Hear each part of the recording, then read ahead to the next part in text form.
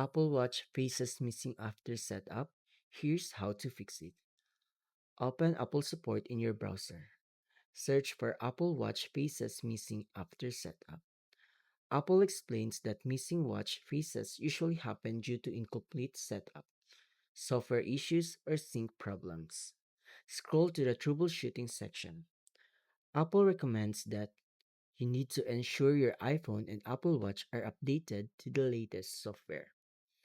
Keep both devices close together.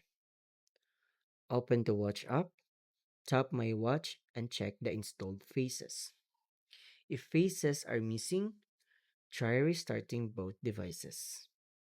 Scroll down to Advanced Fixes. Apple state that if faces are still missing, you may need to unpair and repair the Apple Watch, then restore from a backup. Once restored, all your watch faces should reappear.